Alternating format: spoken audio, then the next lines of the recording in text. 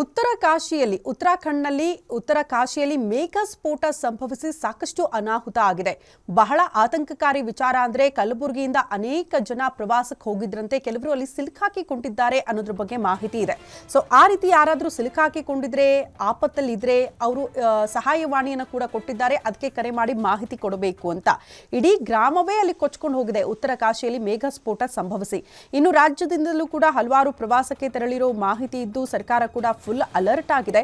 ಕಲಬುರಗಿ ಜಿಲ್ಲೆಯಿಂದ ಉತ್ತರ ಕಾಶಿಗೆ ಪ್ರವಾಸಕ್ಕೆ ತೆರಳಿದರ ಮಾಹಿತಿ ಹಂಚಿಕೊಳ್ಳುವಂತೆ ಸಹಾಯವಾಣಿಯನ್ನು ಕೂಡ ತೆರೆಯಲಾಗಿದೆ.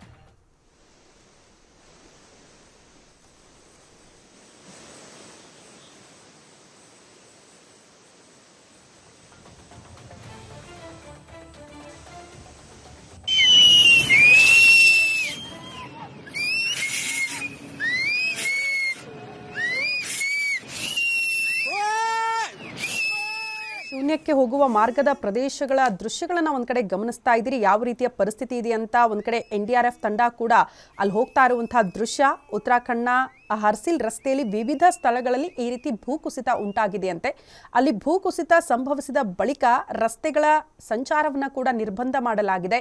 ಯಾರೆಲ್ಲ ಅಲ್ಲಿ ಸಿಲುಕಾಕಿಕೊಂಡಿದ್ರು NDRF ತಂಡದಿಂದ ನಿರಂತರವಾಗಿ ಕಾರ್ಯಾಚರಣೆ ಕೂಡ ಸದ್ಯ ಸ್ಥಳದಲ್ಲಿ ಸಾಗ್ತಾ ಇದೆ ಅನ್ನೋದ್ರ ಬಗ್ಗೆ ಮಾಹಿತಿ ಸಿಗ್ತಾ ಇದೆ.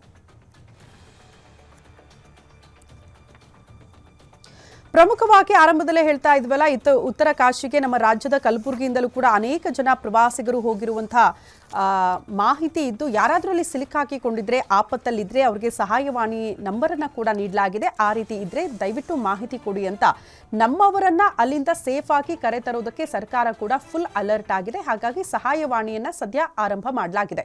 ಕಲಬುರಗಿಯಲ್ಲಿ ಸಹಜವಾಗಿ ನಿಮ್ಮ ಮನೆಯವರು, ಕುಟುಂಬಸ್ಥರು, ನೆರೆಹೊರೆಯವರು ಯಾರಾದರೂ ಹೋಗಿದ್ರೆ ಅವ್ರ ಬಗ್ಗೆ ಮಾಹಿತಿ ಕೊಡಬೇಕಾಗತ್ತೆ. ಯಾಕಂದ್ರೆ ಅಲ್ಲಿ ಯಾರಾದರೂ ಸಿಲುಕಾಕಿಕೊಂಡಿದ್ರೆ, ಆಪತ್ತಲ್ಲಿದ್ರೆ ಅವರನ್ನ ಸೇಫ್ ಆಗಿ ಕರ್ಕೊಂಡು ಬರುವಲ್ಲಿ ಈ ಮಾಹಿತಿ ಬಹಳ ಇಂಪಾರ್ಟೆಂಟ್ ಆಗುತ್ತೆ.